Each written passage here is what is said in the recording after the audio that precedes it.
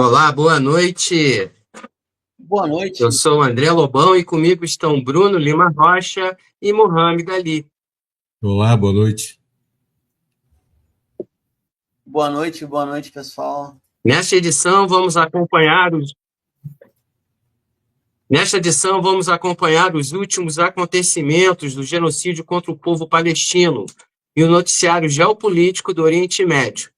Lembrando a quem nos acompanha que agora estamos também no Instagram, Oriente Médio em Revista.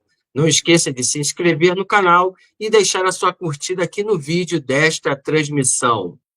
E agora, vamos ao nosso editorial com Bruno Lima Rocha.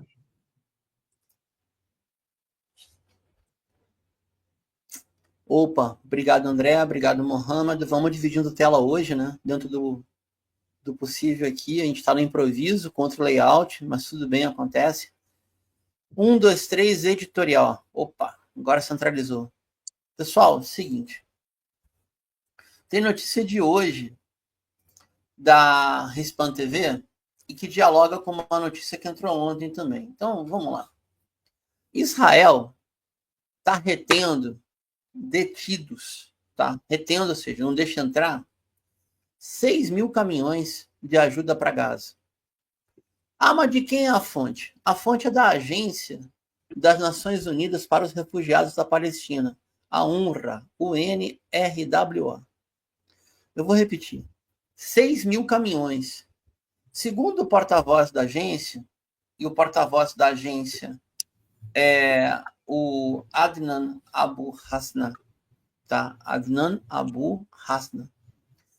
Esse material, que é ajuda humanitária, medicamento, água potável, alimento, e também material para fazer barraca de campanha e cobertor, porque tá, lá faz frio nessa época do ano já.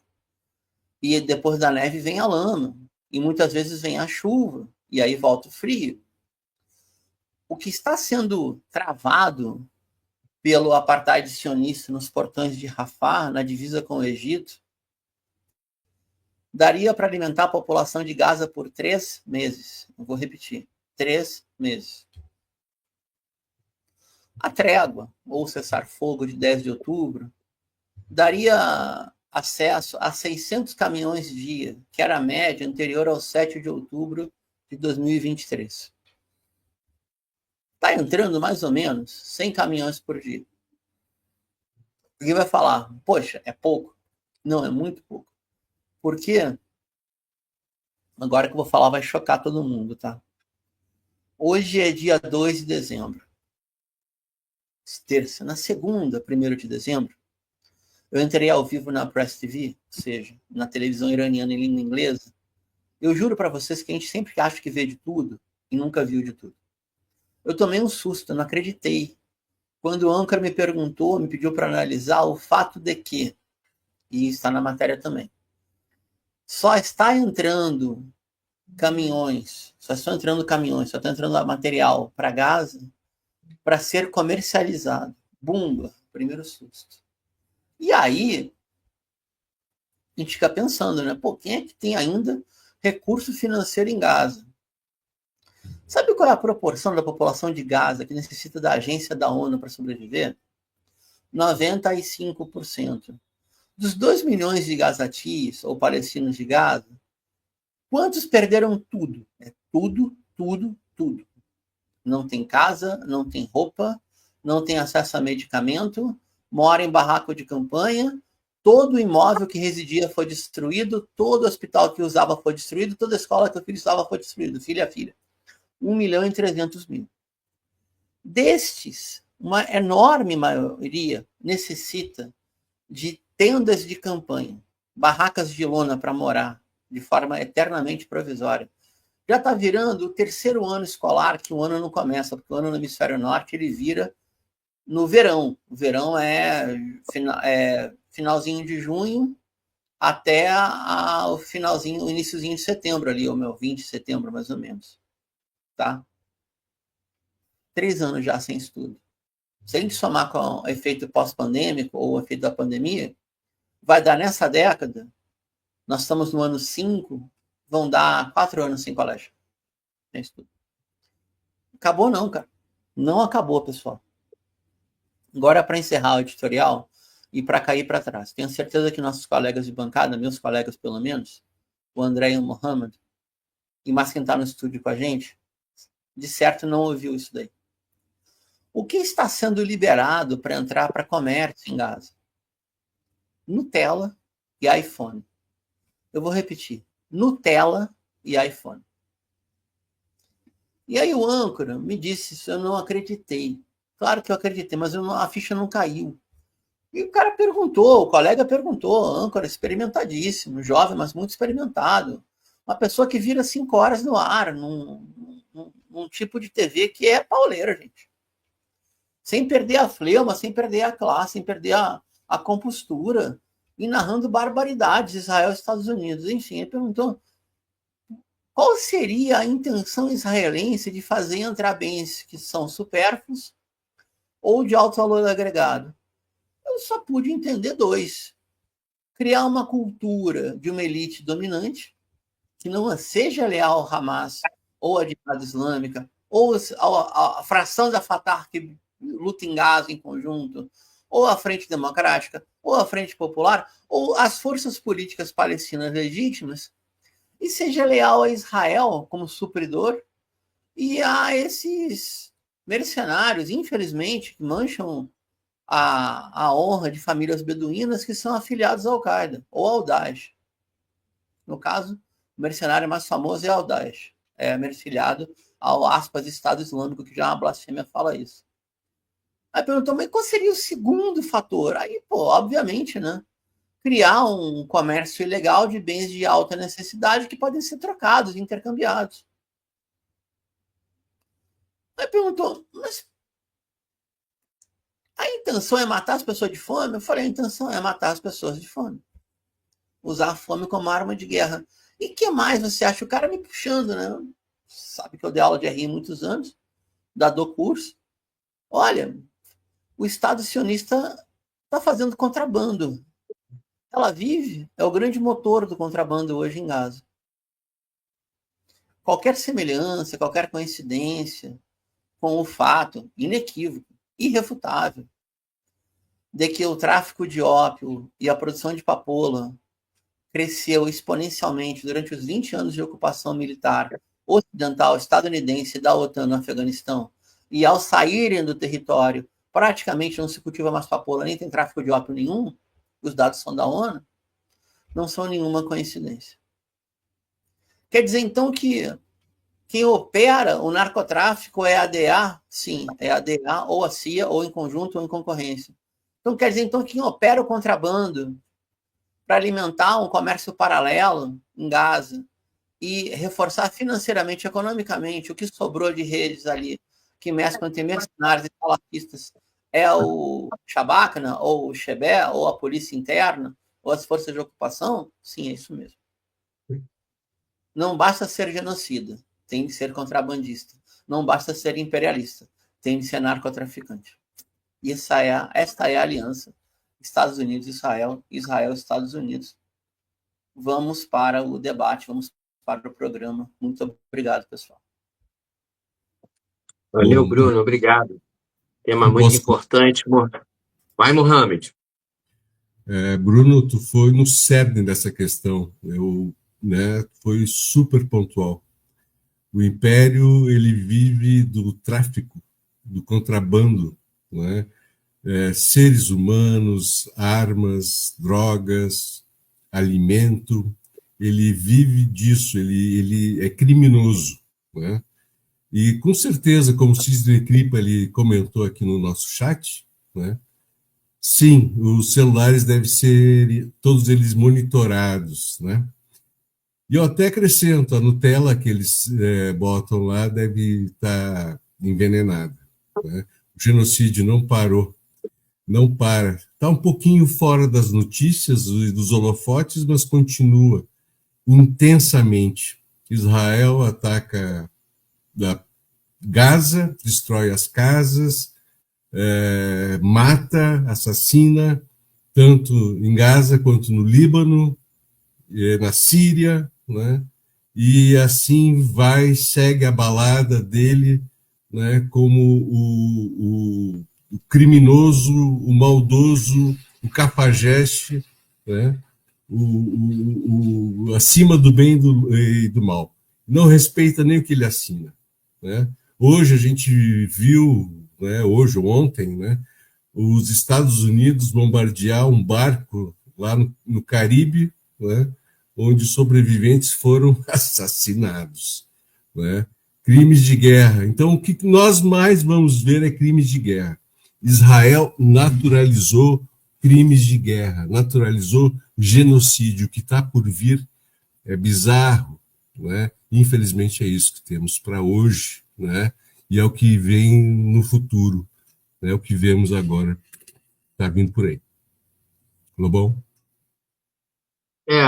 Ainda dentro do editorial do Bruno, ele até citou pirataria, né? A pirataria talvez fosse ou é o maior processo de acumulação que aconteceu na burguesia a partir dos séculos passados. Então, você tem vários tráficos, escravos, drogas, tráfico humano, armas, e não é nada diferente do que acontece aqui também no Rio de Janeiro. Então, Perfeito. as elites se apoderam de todos os tipos de tráfico e fazem isso, acumulam mais. O tráfico, sob qualquer aspecto e qualquer forma, ou de qualquer objeto que seja, só serve para a acumulação maior de riqueza por parte da burguesia. É isso aí, pessoal. Curta e compartilha o nosso conteúdo. A gente pede seu apoio, está passando aí o nosso endereço aí do Pix na tela. Nos ajude, que é muito importante. Lembrando que esse programa também está sendo retransmitido pelos seguintes canais, além do Oriente Médio em Revista, A Voz Trabalhadora, canal da Geopolítica e Brasil de Fato, Rio Grande do Sul.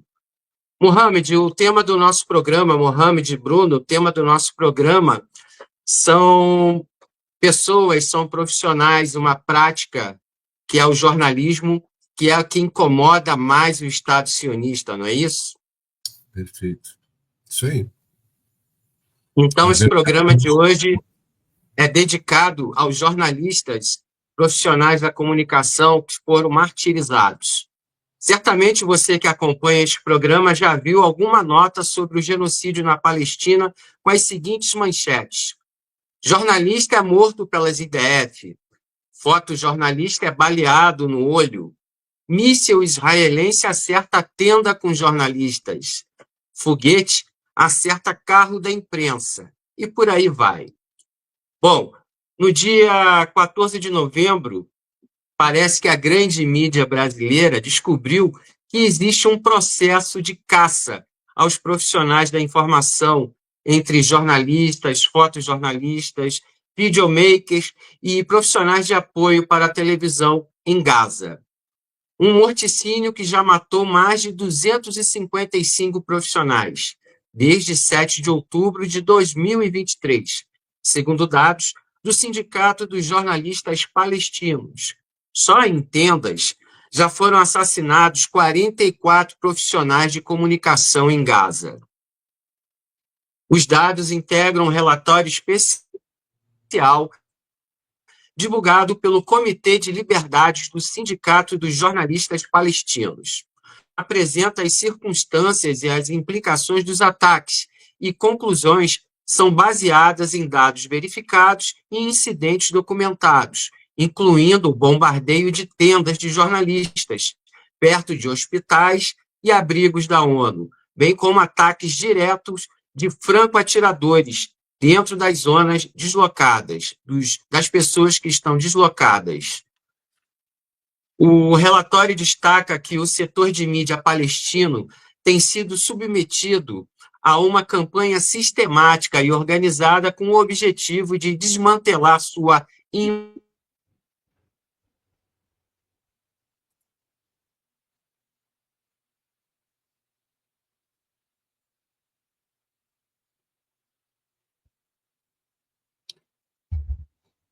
Travou, Lobão?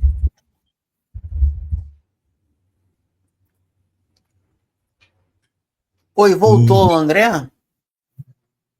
Lobão Eu travou. posso Eu vou terminar continuar a mesmo. leitura, você comenta? Eu termino e você comenta, Mohamed. Pode ser. Eu vou ter retomado. Obrigado, André. Vou retomar daqui o último parágrafo. Quer terminar o parágrafo, André, por favor? O relatório destaca... Não, pode seguir, por favor. Beleza. O relatório destaca que o setor de mídia palestino tem sido submetido a uma campanha sistemática e organizada com o objetivo de desmantelar sua infraestrutura, desde a destruição de redações e instituições de mídia, passando pela perseguição de jornalistas em suas casas e quartos, porque muitos são abrigados em áreas de abrigo, agências, hospitais, até a execução dentro das tendas temporárias, onde foram forçados a buscar refúgio após o deslocamento. Essas tendas, localizadas perto de hospitais e escolas, eram consideradas os últimos refúgios seguros para jornalistas. Propõe um comentário do Mohamed e também do André, que é um colega que está no exercício da profissão como eu, passa por muito sufoco quando vai acompanhar greve, piquete, luta, marcha, manifestação. E a gente tem uma noção, André, do que é isso. Agora, ser perseguido por o Esquadrão da Morte numa área que é bombardeada, dia sim, dia não também, é uma experiência que deve ser muito mais dura do que a perseguição de um batalhão de choque ou de P2 disfarçado no meio da rua. Então, queria, por favor, propor um comentário do Mohamed e depois do André também. Por favor, Mohamed. Bem, até o presente momento, né, não tem jornalista estrangeiro com acesso a Gaza. O jornalismo foi banido, né, e os jornalistas estão sendo mortos. E uma das formas, além das tendas que estão agora explodindo e matando, né, tem no início do processo, eles explodiam as casas das famílias dos jornalistas. Não bastava, né, perseguir a informação para ela não sair de lá. Eles dizimavam, genocidavam a própria família do jornalista, né? E essas informações que saem, né, de Gaza, elas abastecem os nossos celulares. E está abastecendo menos, tem menos jornalista. Isso é muito ruim, né? A manipulação da informação é uma ferramenta nazista, é uma ferramenta fascista, é uma ferramenta sionista, né? Porque todas elas têm o mesmo extremismo, né, de supremacismo e dominação. Israel está perdendo essa batalha da informação. Eles estão pensando em gastar perto de $1 trilhão para recuperar essas manifestações nas redes sociais de forma simultânea. Acho que está voltando. É isso que eu penso, né? Que é por isso que os heróicos jornalistas, né, que despertaram o mundo para essas atrocidades cometidas aos longos 100 anos, né, da revolução, da causa palestina, da nossa revolução, né, contra o colonialismo europeu. O André, eu acredito que caiu de novo.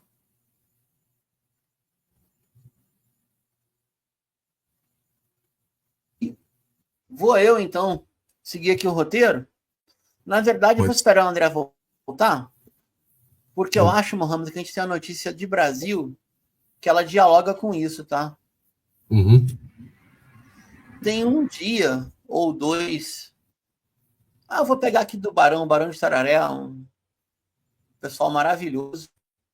Daí depois eu vou fazer aqui o comentário. Blog do Paulinho, não é do Barão, blog do Paulinho. Há muito tempo, vamos lá, a máquina de intimidação contra Juca Kfouri e Jamil Chad, 2 patrícios que trabalharam na Folha UOL durante muitos anos, décadas, tá? 1º de dezembro de 2025, com entidades como a CONIB, Confederação Israelita do Brasil, e a FISESP, Federação Israelita do Estado de São Paulo, transformaram-se em aparelho de defesa incondicional do governo de Israel. Governo este reconhecido internacionalmente por suas ações brutais em Gaza e por reiteradas violações a princípios humanitários básicos.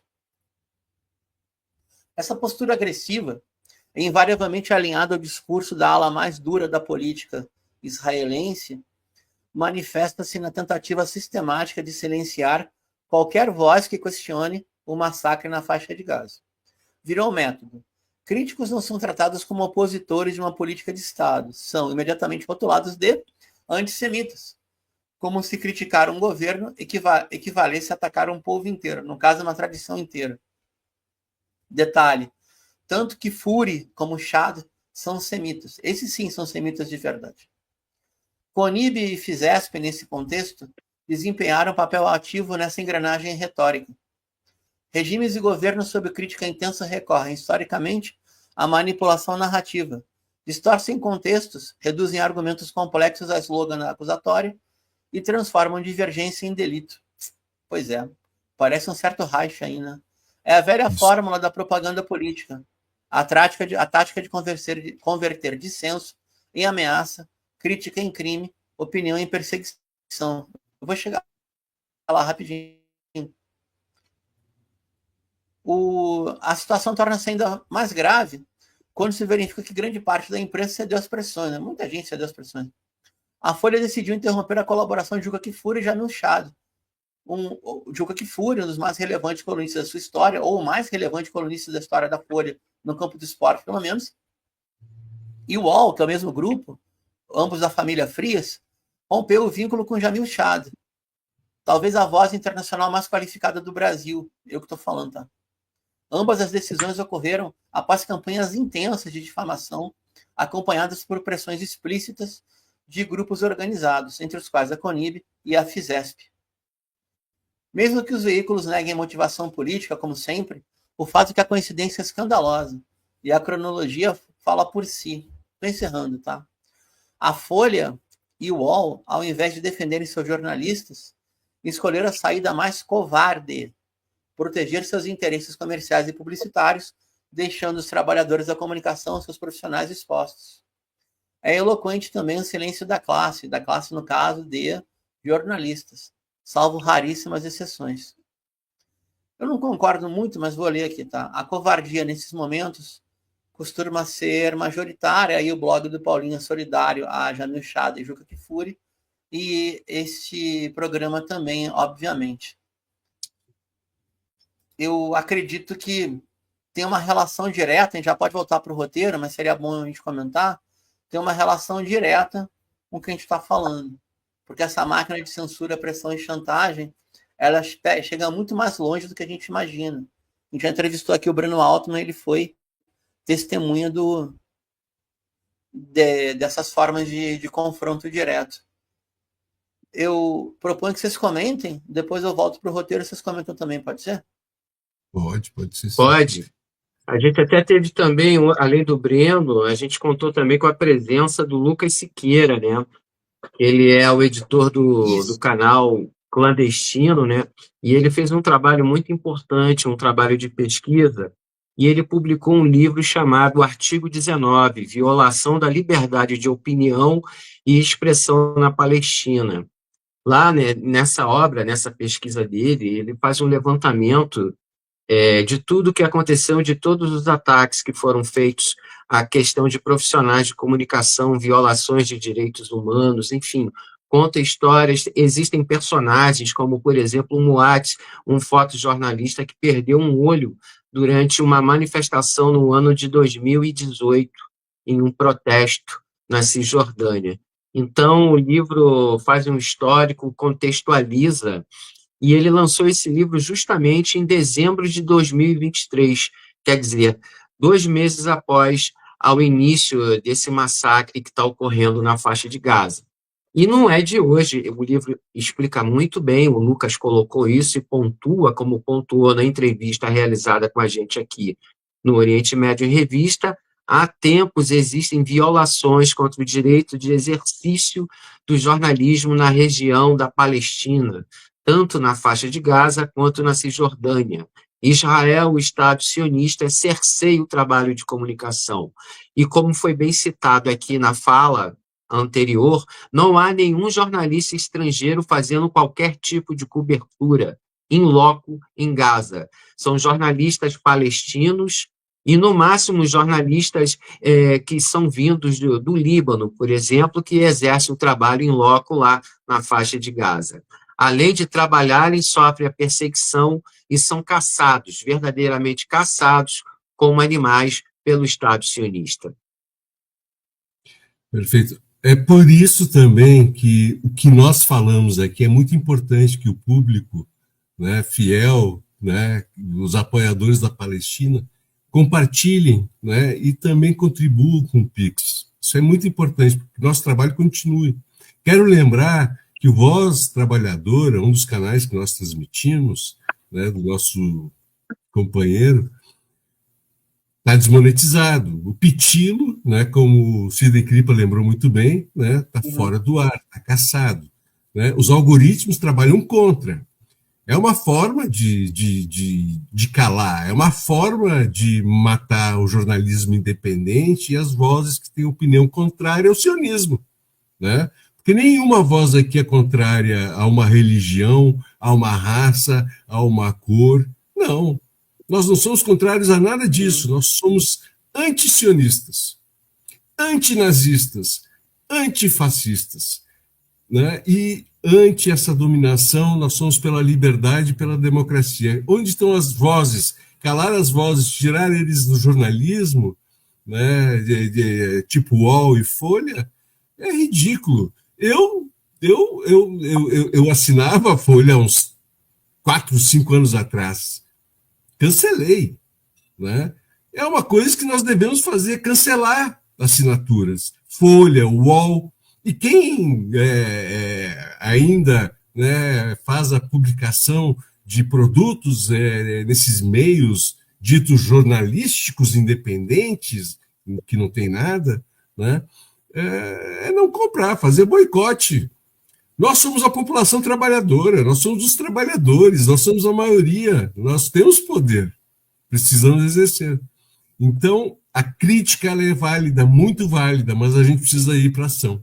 Né? Boicote esses veículos, né? Nosso apoio ao Juca Kfouri, né?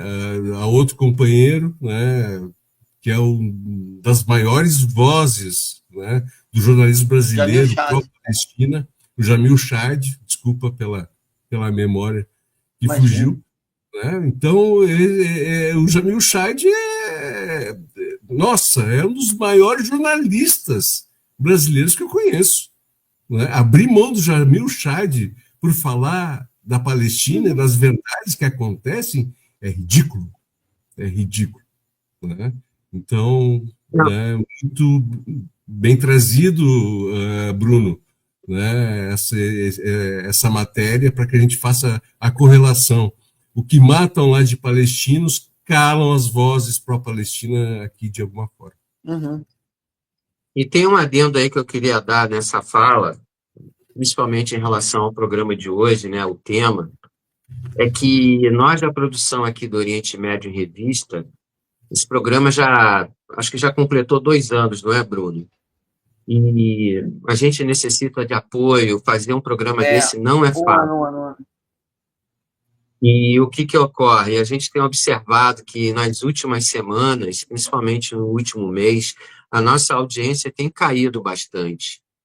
E isso, de alguma forma, é devido, eu acredito, principalmente por conta de todo esse trabalho, de toda essa tecnologia desenvolvida aqui pelos canais do sistema, do Google, né, no caso. E também porque o algoritmo, né, ele acaba manipulando todo o processo. Então, é fundamental que vocês continuem nos dando audiência, prestigiando, curtindo e compartilhando nossos conteúdos. A gente precisa dar continuidade, a gente precisa dar voz, a gente precisa fazer que as pessoas vejam o que de fato está acontecendo lá na Palestina, na faixa de Gaza. Porque a grande mídia não vai fazer isso, não vai mostrar nada, não vai dar voz a quem está sendo submetido a um genocídio no momento. Mohamed. Eu gostaria de compartilhar Não, eu só quero compartilhar uma ideia que nós tivemos, a ideia do Lobão e que tu, Bruno, apoiou de imediato, que é o Sul Global em Revista. Talvez tenhamos um segundo programa falando de Sul Global, né? Porque não é só Palestina, a gente vê Venezuela, a gente vê o Sul Global, né, apanhando feio do Império, e a gente precisa de soberania, né? Então, a gente tem fome e vontade de trazer mais informações do mundo para os nossos apoiadores e queridos telespectadores. Beleza. Rapidinho, só uma informação. Teve um companheiro aqui no chat que perguntou, colocou que por que o GGN parou de transmitir. O GGN pode transmitir na reprise de sábado, mas como hoje nós temos um programa de Oriente Médio às 18 horas, que eu, inclusive, sou apresentador no GGN, ficaria duplicado no mesmo dia, 2 do mesmo tema, tá? E aí, a reprise no sábado é só um acerto técnico que vai estar pronto para o retorno no ano que vem. Não tem nenhuma censura, nem nada. Eu estou no GGN a cada 15 dias ao vivo. Estive hoje no GGN, Robson, Carlos Valdez, da FEPAL, e eu ao vivo durante 1 hora, falando exatamente o que a gente está falando agora. Exatamente. Tá? Gente, eu vou pro roteiro, vocês comentam depois se a notícia de hoje ainda. Gente. Hoje mataram mais um, tá? Querem pro roteiro ou vamos pro assassinato? Que horror. Vamos para nota. Então? Vamos pro roteiro, então, depois a gente vai pro assassinato. Para nota? Isso. Infelizmente, que loucura, gente. Então vamos lá, para fechar o roteiro aqui, ó. O relatório afirma que o ataque a jornalistas civis constitui um crime de guerra, nos termos do artigo 79 do protocolo adicional da Convenção de Genebra. Os ataques a tendas de deslocados perto de hospitais e escolas também representam uma grave violação das zonas de proteção humanitária. O mesmo relatório observa ainda que não foram encontradas provas de qualquer atividade militar no interior das tendas visadas, invalidando quaisquer alegações de ataque por engano. O documento destaca que a alta precisão das armas utilizadas e a concentração dos ataques em áreas densamente povoadas por jornalistas e civis deslocados demonstram premeditação e intenção. O objetivo, além de matar indivíduos, buscava eliminar testemunhas e destruir a capacidade de documentação. O estudo do comitê já citado destaca as consequências humanitárias e sociais desses crimes, incluindo a negação das proteções mais básicas aos jornalistas, o agravamento do trauma, do deslocamento e o surgimento de deficiências permanentes e amputações entre jornalistas devido a ataques diretos às tendas. O relatório solicita a formação de um comitê internacional independente de investigação sobre os ataques deliberados contra jornalistas, a ativação dos mecanismos do Tribunal Penal Internacional para investigar crimes de guerra cometidos contra jornalistas e, por fim, o estabelecimento de corredores seguros e zonas de deslocamento protegidas para os e as colegas jornalistas. André, Mohamed, fiquem à vontade. É profissão perigo, totalmente. O cara fica submetido, sujeito, vira um alvo, de fato um alvo de uma caça. Por isso que eles fazem questão de matar quem registra, quem produz o conteúdo. E isso também é uma documentação pública. Qualquer produto gerado para vídeo, para criação de texto e principalmente registro fotográfico. É um documento, é uma documentação, é um registro do que está acontecendo em relação aos fatos perpetrados lá pelo Estado sionista. Bruno? Eu gostaria de citar Norman Finkelstein, né? Ele diz: o maior insulto à memória do Holocausto não é negá-lo, mas usá-lo como desculpa para justificar o genocídio do povo palestino. Eles assassinam os jornalistas, né, como forma de, não, estou me defendendo, né? Israel tem direito de existir, e o Ocidente fecha os olhos. Essa narrativa do Ocidente de aceitar tudo que Israel faz é um abuso, um absurdo, né? Essa desculpa de genocídio ao povo palestino, genocídio ao povo venezuelano, genocídio ao povo da favela, isso está se normalizando. Isso é um abuso. E o jornalismo que denuncia está sendo assassinado, está sendo genocidado, está sendo morto. E a elite jornalística, né, das grandes redes não pia, não diz nada, né? São falsos jornalistas. Eles pagueiam editoriais, pagueiam o dono, exatamente, são falsos. São canalhas. Como suportar a morte de crianças? Como suportar o assassinato de inocentes? Como suportar o roubo de terras? Como suportar a destruição total de infraestrutura, né? E ficar alheio a essas coisas? Como até agora não entrou jornalismo independente em Gaza? Como calam, né, as vozes aqui no Brasil de quem denuncia? Não é? Esse é o que nós estamos falando, o que nós estamos gritando, né? Basta, precisam ouvir a todos, né? Formar conceito, senão, né, a população vai ficar imbecilizada de vez. O povo precisa de informação. A ideia é essa, eu acho. Exato. Precisa tirar as vendas dos olhos, dos produtos, dessas novelinhas, dessas ofertas, de nós sermos produtos só, né, da elite. Nós não somos produtos. Nós pensamos, nós falamos, nós sentimos, nós choramos, nós rimos, né? Nós precisamos de férias, né? Nós queremos um futuro melhor para os nossos filhos e netos e precisamos do quê? De conhecimento. E o jornalismo é que traz esse nosso conhecimento para nós. Viva o jornalismo! Viva o jornalista, né? Que todos esses jornalistas martirizados sejam, que tenha algum monumento, algum memorial para eles, né? Auschwitz é para os judeus que foram, né, assassinados, que foram genocidados. E para os jornalistas, qual tributo nós vamos fazer para eles que trouxeram essas informações, que despertaram, né, os crimes que Israel comete, que o sionismo faz? Bruno. Uhum. Eu acho que vale Então, também, Bruno, um elogio. tá? É muito importante Notícia celebrar de hoje, também. entrou no ar. Vai. Não, eu acho que é muito importante a gente lembrar e celebrar de alguma forma Vai, esse trabalho desenvolvido pelo Sindicato dos Jornalistas da Palestina. É muito importante. É a única fonte hoje que temos ao mundo do que acontece com profissionais da comunicação naquela região e do que está acontecendo em relação à guerra. A guerra não, ao massacre que está sendo colocado lá. É muito importante esse trabalho deles, assim, merecem todas as considerações positivas e elogios. Era isso.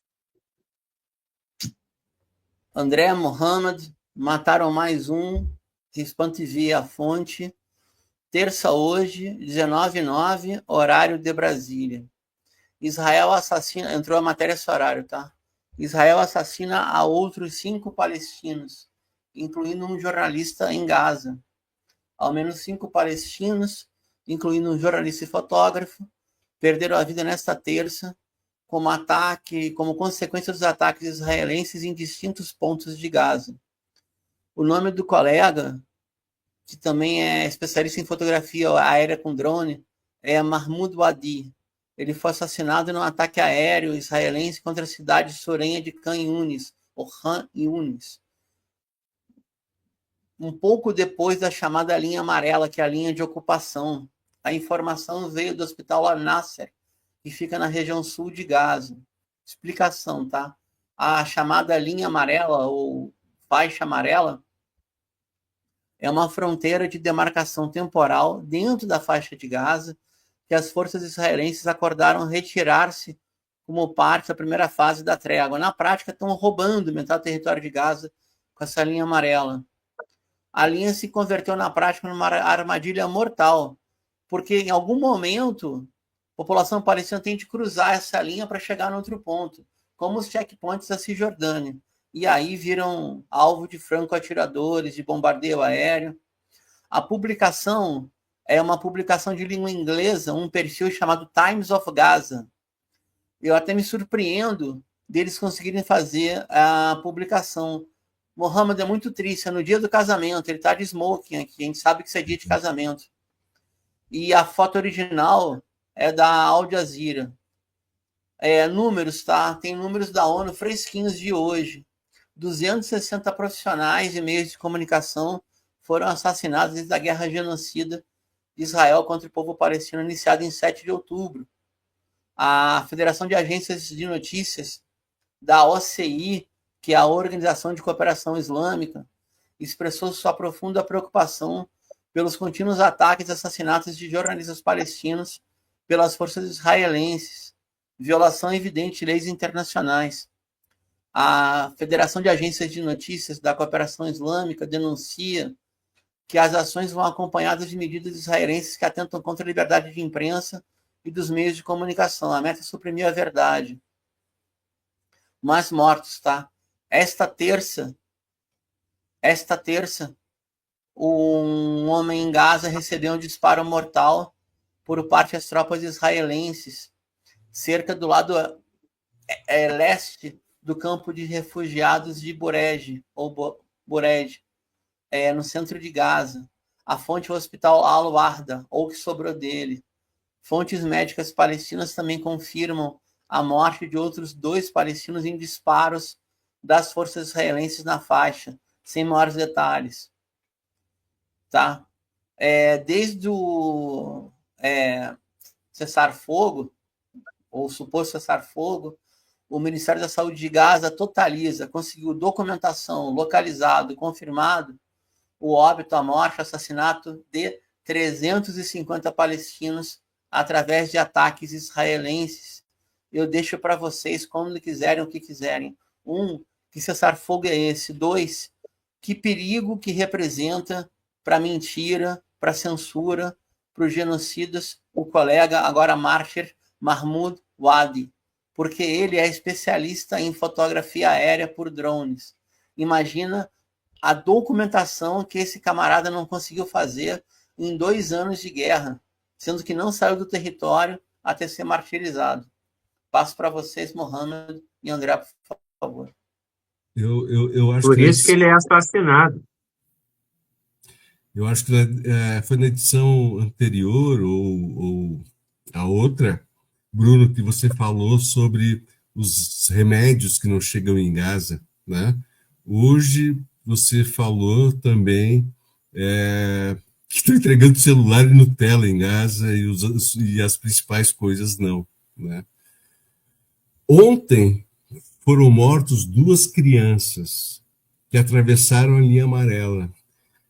Elas foram buscar lenha, porque acabou a lenha antes da linha amarela. Está difícil encontrar lenha, porque não conseguem fazer alimentos. Então, 2 crianças foram buscar lenha após a linha amarela. O exército, a força de defesa, a gloriosa força de defesa, teve a cara de pau, né? O sangue frio, né? De assassinar, martirizar 2 crianças. Como ontem também na Cisjordânia, né, a IDF ela martirizou, assassinou dois palestinos já rendidos. A imagem apareceu, as mãos levantadas para o ar, e eles foram lá e executaram. Né? É execução, é sangue frio. Né? Essas barbáries acontecem todos santos dias. 2 crianças buscando lenha.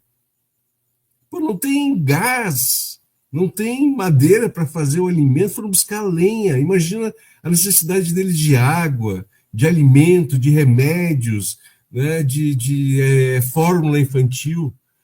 O genocídio ele está acelerado, ele não parou, ele está acelerado, e ele está uma formulação do mal, né, das piores. Se bota a estampa de cessar fogo, né? E ele vai matando lentamente, cada vez mais agressivamente, a pobre população de Gaza, né? E intensificando, né, a matança na Cisjordânia. Foram mais de 1.000 oliveiras. Aqui eu tenho notícia que os colonos atacam e roubam voluntários italianos e canadenses na Cisjordânia. Eles foram tentar ajudar os palestinos para que eles não fossem agredidos. Resultado, os canadenses e os italianos foram agredidos, eles estão em hospital. Tem um gravemente ferido, um voluntário que vai lá para olha, não façam isso que eu sou, né, parente de vocês, eu sou caucasiano, eu sou do primeiro mundo, não façam, eles matam, né? E o mais impressionante é que isso viraliza lá. Isso viraliza em Israel. Né? Os colonos, os ditos colonos atacando as plantações, matando ovelhas, queimando veículos, batendo em palestinos, dando tiro. O que fazem as crianças lá em Tel Aviv? Elas agora estão andando de bicicleta e patinetes, né, e batendo em estrangeiros. Chuta o estrangeiro, ele cai no chão, começa a chutar, um outro fica gravando e começa a viralizar. Quer dizer, agressão a estrangeiro, agressão a palestina, agressão a qualquer coisa, viralizou. O país chamado Israel está doente. Ele não tem como conviver com pessoas normais, ele está doente. Doente. André, tem uma aqui Oi. de boicote da FIFA e da UEFA. Como você faz também mídia esportiva, você pode comentar? Eu leio a síntese aqui rapidinho. Pode ser? Fica à vontade. Pode. Então, olha só.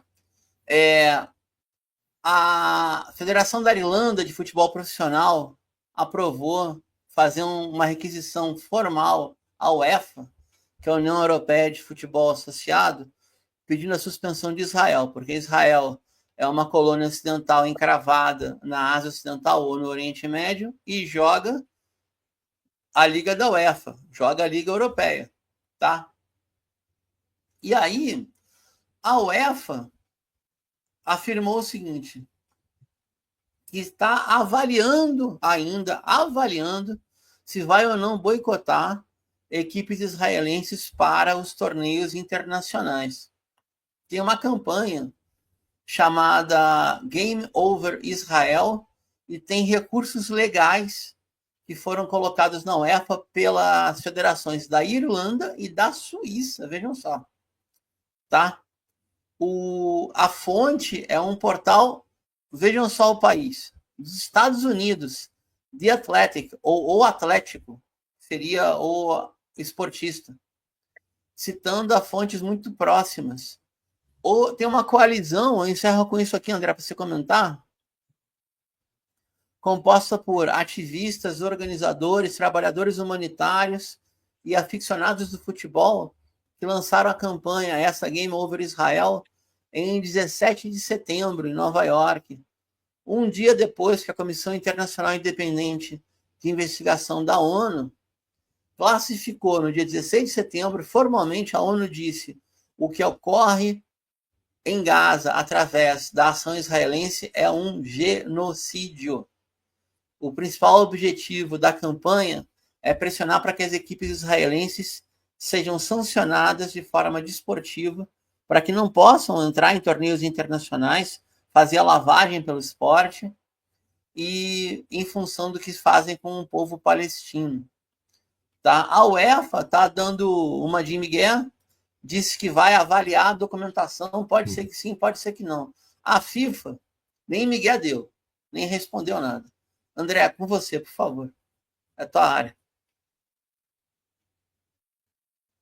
Não, Bruno e Mohamed, a FIFA é conivente, a FIFA, a UEFA é conivente com tudo que acontece em Israel. Basta ver que os times de futebol israelenses competem em campeonatos europeus, né? Não chegam à Liga dos Campeões porque não tem capacidade técnica para isso, né? O chamado grande torneio. Mas em outras competições eles fazem parte, além também da seleção que compete em eliminatórias pelo continente europeu. Eles não têm nem a coragem de inscrever Israel em torneios realizados a partir do sudoeste da Ásia, do Oriente Médio. Israel poderia disputar um amistoso contra o Líbano, contra a Síria, entendeu? E contra a própria Palestina. Deveria ser ali a região da eliminatória.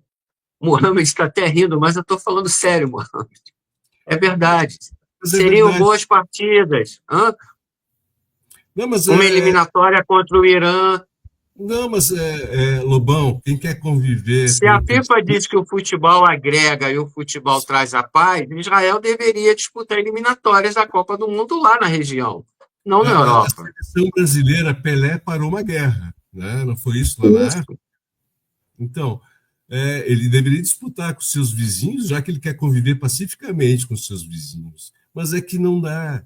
É que ele é branco, olhos azuis, ele é europeu, ele é caucasiano. Ele não tem nada a ver com o Oriente Médio, né? É uma colônia deles, então é por isso que ele joga lá, né? Isso é claro, explícito.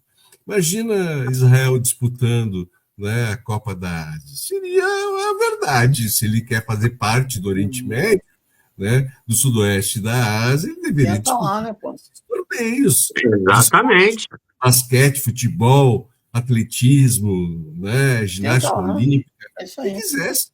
Sei lá, seria bem-vindo, né? Até talvez eles iam aprender a conviver com essa massa, né?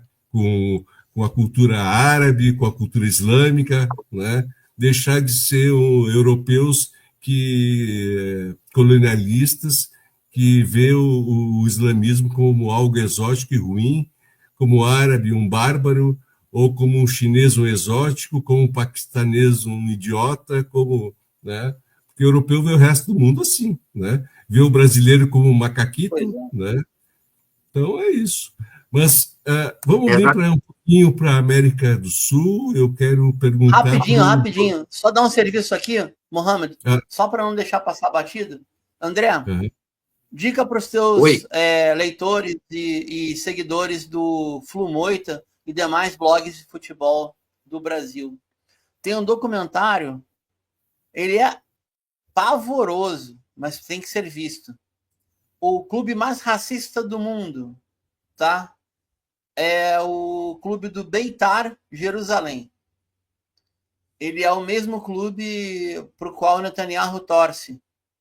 Tem um documentário que ele foi lançado em 2017, rodado em 2016. A diretora é uma israelense, Maya Zistein, e ganhou prêmio num monte de lugar, Qual que é a história? O Beitar Jerusalém é um clube empresa, uma SAF. Ele foi comprado por um mafioso de origem russa de passaporte israelense, tá? Esse cara, ele não sabe nada de judaísmo, é desses oligarcas da antiga pós-União Soviética que tem 3 passaportes e calhou de ser filho e neto de alguém que tinha ascendência judaica. Ele compra o clube mais racista do mundo. Aí tem a brilhante ideia de pegar 2 jogadores do Cáucaso russo que são de fé islâmica. A torcida fica louca. A torcida enlouquece. E são os gurizão, gente nova, querendo fazer dinheiro, despolitizado. E tem um momento que um dos jogadores fala: pô, eu não entendo como é que um povo que diz que passou pelo Holocausto, e são aqui de origem europeia, passaram pela Shoah, passaram pelo Holocausto, consegue odiar tanto um vizinho.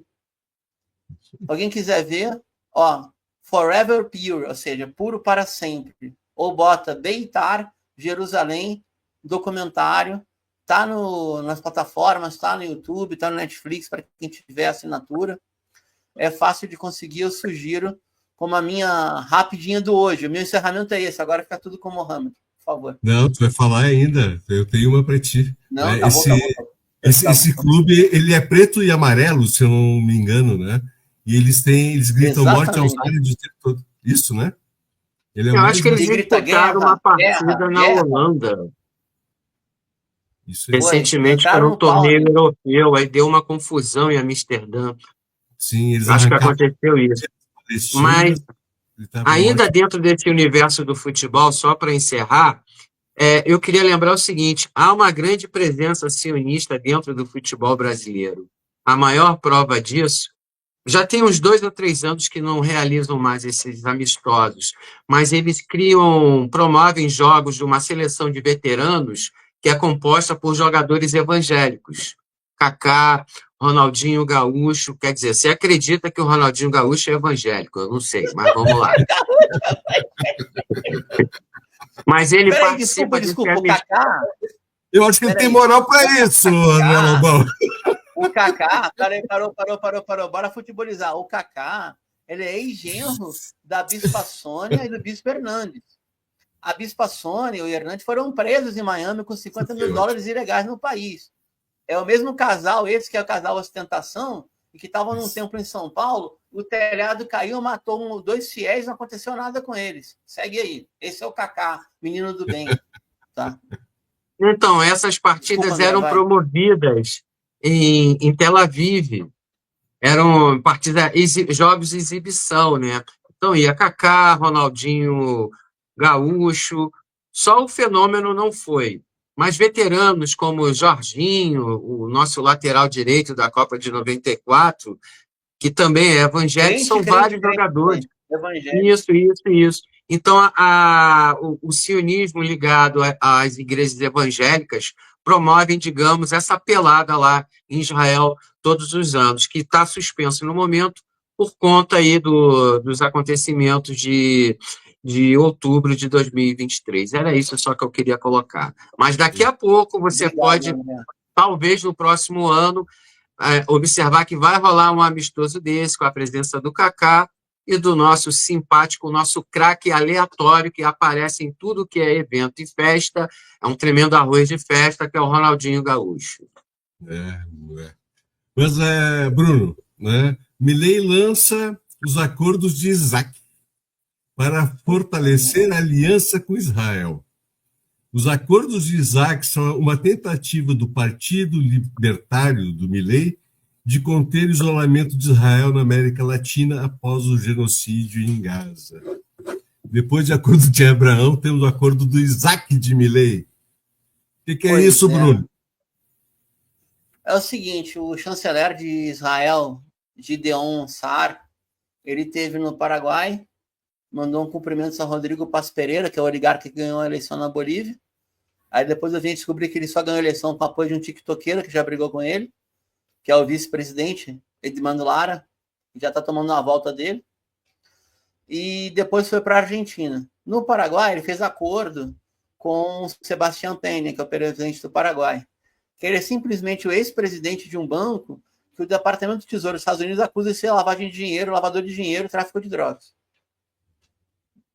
No período que o cara era presidente do banco. E sanciona o ex-presidente do Paraguai, que era o patrão dele e seu chefe político, Horácio Cartes. Horácio Cartes era simplesmente sócio de um camarada que o André sabe quem é, porque ele é carioca feito nós, embora tenha perdido sotaque. Dario Messer, André, o doleiro dos doleiros.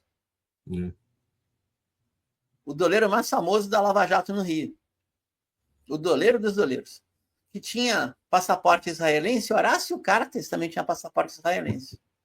Aí não... Engraçado que esses caras têm sempre um passaporte israelense, né? Os caras fogem da Ucrânia roubando a Ucrânia e vão para Israel também, né? Pois é. Tipo o patrão do Zelensky, o Ihor Holomoisky, a lei ucraniana, os caras são muito malandros, né? Dizia, é proibido ter 2 passaportes. Mas não dizia que era proibido ter 3. Ele tem 3 passaportes. Ucraniano, israelense, mais um que ele arrumou. Entendeu? Aí chegou para falar com o senhor Javier Milei. Javier Milei, ele é empregado do maior especulador imobiliário da Argentina, Eduardo Elstein. Tá? Que também é membro daquela seita do mesmo rabino maluco, aquele neofascista de Nova York, que é aquela bandeira azul com a coroa amarela, que é a nova ideologia supremacista do sionismo lá. Agora me foge o nome, mas está tudo documentado. Simplesmente o Elstein, ele está intermediando o suprimento das tropas britânicas na reocupação das Malvinas, e tem uma empresa israelense fazendo joint venture com uma empresa britânica para explorar o petróleo nas Malvinas. Isso é o governo Milei. E aí propuseram que ele fosse um intermediário de uma campanha de aproximação com governos latino-americanos. Aí ele vai tentar se aproximar do Panamá, que recebeu ameaça de invasão do Marco Rubio, da Costa Rica, do Uruguai. Por que Uruguai? Porque o Uruguai é a lavanderia da Argentina. O cara fica bilionário na Argentina, se muda para o Uruguai. Como, por exemplo, outro sócio dele. Exatamente, o Marcos Galperin. Sabe quem é esse malandro aí? É o dono ou testa de ferro de uma plataforma que todo mundo aqui já usou, ou conhece alguém que já usou, do Mercado Livre. Mercado Livre. Ele é o dono ou testa de ferro do Mercado Livre e do Mercado Pago. Se mudou para o Uruguai, mas é um dos patrões do Milei. O Milei tem alguns patrões que são de origem sionista, o principal é Eduardo Elstein. E aí a meta é essa, fazer uma mega campanha na América Latina, alinhando os governos que são totalmente subordinados aos Estados Unidos e defendendo, como bem falou o Mohammed, essa ideia absurda que é o direito de Israel se defender matando mulheres e crianças. Essa aqui é a meta. O que vem junto? Contratos de segurança e defesa, de tecnologia de espionagem, exercícios militares em conjunto, missões militares, ou seja, o envolvimento do Estado sionista nessas conexões com o chamado Estado Profundo. Eu ontem gravei uma entrevista para uma rádio europeia. Eles estavam muito curiosos, porque, Mohammed, você sabia que a gente não existia até 5 anos atrás? Não havia o conceito de árabe latino? Não havia. Esse conceito étnico-cultural, a ONU admitiu faz 5 anos só. Árabe latino-americano. Aí o camarada... Pois é, muito curioso. Pô, mas de quando que é a imigração? Pelo amor de Deus. 1890, a primeira leva. Não era império ainda, 1880, a primeira leva. Enfim, aí conversando, era de curioso, né? Aí perguntou, e qual é a conexão israelense na América Latina? Aí eu falei, cara, senta aí que a lista é longa. Enfim, acho que a ideia é essa, é aumentar essa lista macabra. Quem me entrevistou era muito ciente. André, isso é muito sério. O maior genocídio da América Latina no período das ditaduras e da contra-insurreição não foi na Argentina. Na Argentina foram 33 mil. Foi na Guatemala, foram 200 mil. Com a participação direta do Mossad e de consultores militares israelenses. Não é à toa que a Guatemala, proporcionalmente para a América Central, é a maior população evangélica pró-Israel. Enfim, gente, eu acho que o acordo... Eu vou encerrar agora, tá? Eu acho que o acordo de Isaac é uma ideia meio estapafúrdia e meio cínica de reproduzir os acordos de Abraão para a América Latina. Tá? Eu vou me colocar para terminar. Por quê? Porque, Mohammed, a gente está em disputa. Porque tem esse vínculo também, né? Se somos ocidentalizados 100%, nós somos socialmente branco de classe média para cima. Só para dar uma ideia, dos 3 candidatos com chance de ganhar em Honduras, quando a fraude for revisitada, se dá para revirar a fraude, 2 são patrícios, Nasri Asfura e Salvador Nasrallah. Meu Deus do céu. Vergonhosamente. Tem patrício por tudo. Agora metade não presta. Né? O problema é que não é que metade não presta, a maioria presta, mas os que aparecem não prestam. E aí está em disputa isso daí. Enfim, teremos um ano emocionante quando a gente voltar para o ar, com certeza. Obrigado, gente. Boa noite. Me estendi demais. Foi um programa excelente. Até semana que vem de minha parte, para a gente fechar nosso calendário. Pode ser? Pode ser. Claro. A gente está prometendo muita novidade para o ano que vem, né, Mohammed? Sim, a gente quer aprimorar e aumentar e fazer mais coisas, mas nós precisamos do apoio. Apoio, né, da galera. Pessoal, vamos curtir, compartilhar. E comentar é importante, saber a voz de vocês, para que a gente tenha uma interação, né? Novos entrevistados, novos programas, né? Eu não sei se vou participar desse Sul Global em Revista, mas eu achei a ideia fabulosa, né? Vale a pena. Sim, e eu só quero também pedir ao pessoal, quando virem uma campanha de libertação de Marwan Barghouti, compartilhem, é importante.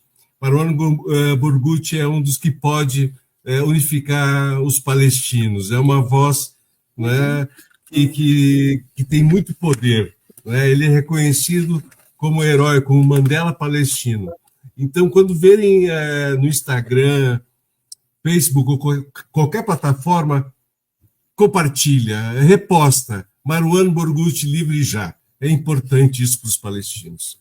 Muito obrigado, boa noite, até a próxima terça.